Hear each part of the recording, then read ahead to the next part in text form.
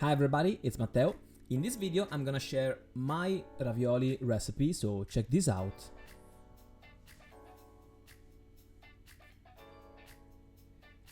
First of all, we start with pasta dough. So I get 1 cup of flour. This is all-purpose flour. 1 cup of flour is about 190 grams, more or less. Let's do it on the table, like granny style, traditional style. 1 cup of flour is good for 2 eggs, so I make a hole in the flour.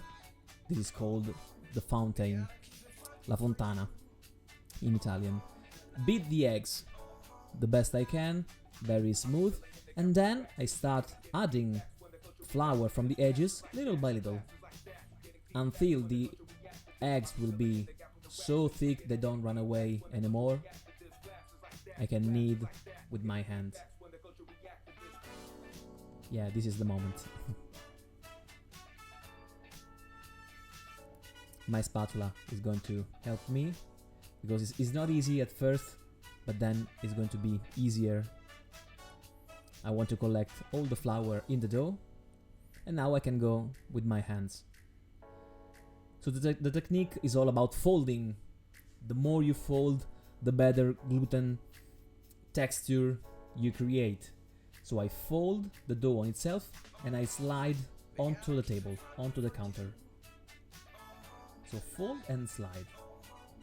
I took a little step back from the counter so I can lean, I can push with the weight of my body. So fold and slide until I collect all the flour in the dough, until I have no more white chunks, white flour on the dough.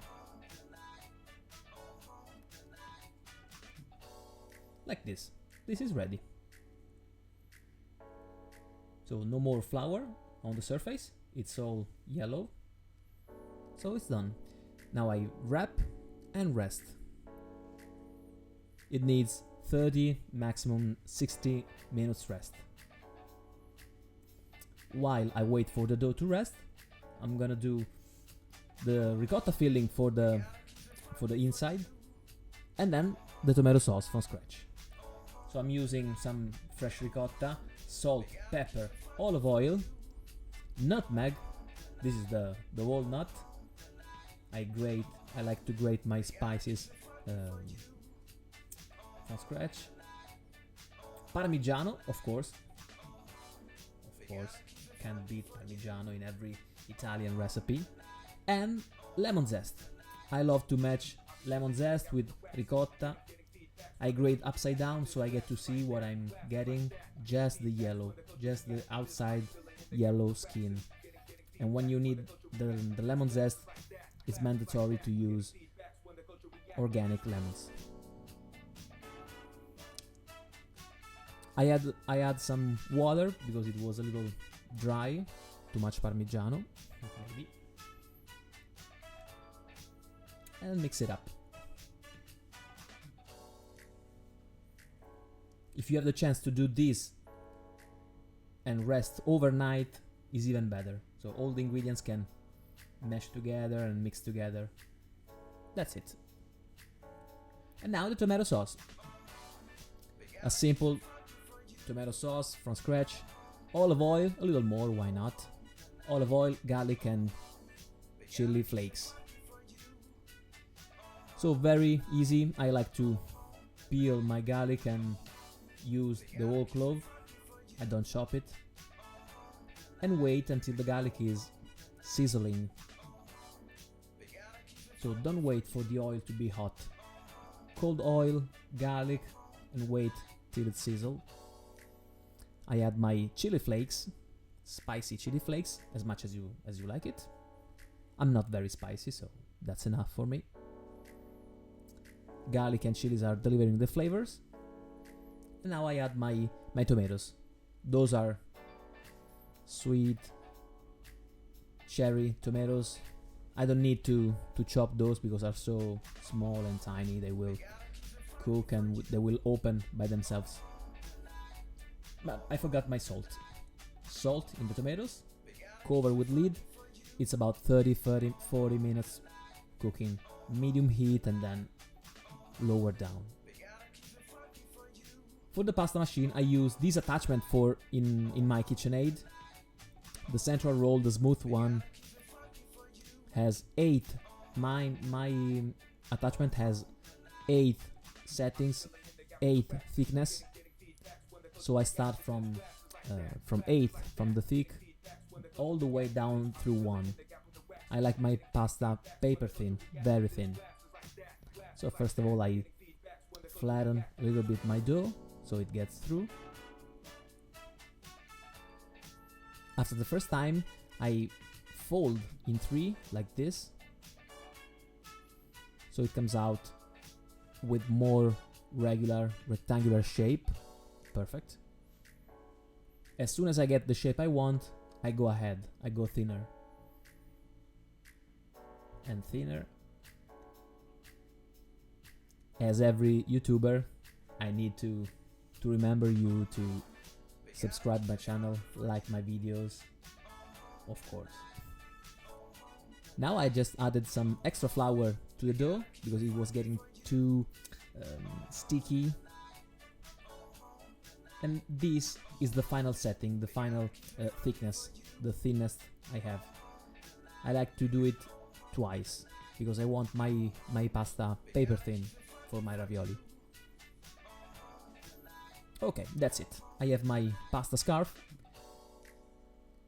I place a spoon of ricotta in the lower half, saving 1 solid finger in the edge and 2 or 3 fingers distance between one another. Dirty hands.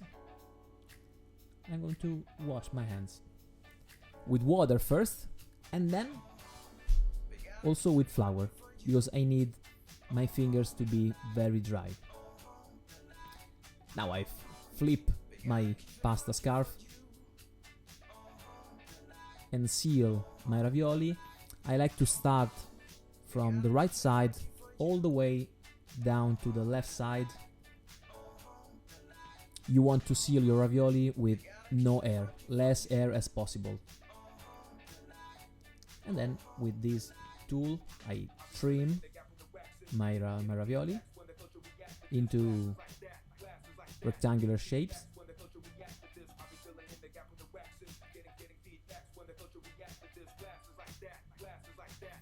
And then I pinch the edges so I make sure there are no openings. Perfectly sealed.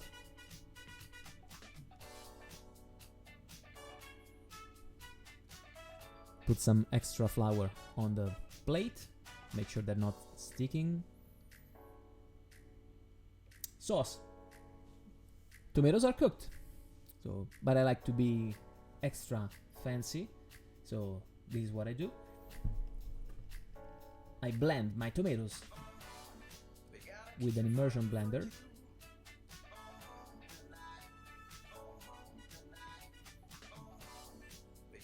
It struggles a little with small amount, but it finally gets it. And then I put it back on cooking, but I like to strain my sauce because I want to get rid of the skin, of the seeds. I like silky, smooth, pureed sauce. Passata in Italian. So this is what I like. Keep cooking, make it thicker. The water is boiling, so a little handful of salt and down with my ravioli. 3 maximum 4 minutes is the cooking time because are very fresh pasta and very thin, so 3-4 minutes. Gentle stir. My ravioli are ready. Put some fresh basil leaves in the sauce and I dump my ravioli in the sauce. Please don't do white pasta on the plate and sauce on top. We mix pasta and sauce in the pan.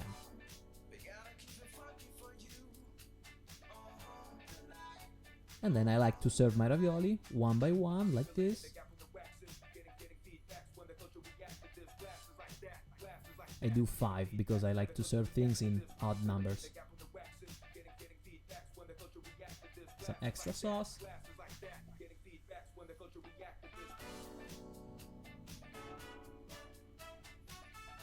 Don't like that stain, so get off. And of course, Parmigiano. So guys, that's it. This is my ravioli recipe. Hope you enjoyed it. Let me know down in the comments. Bye!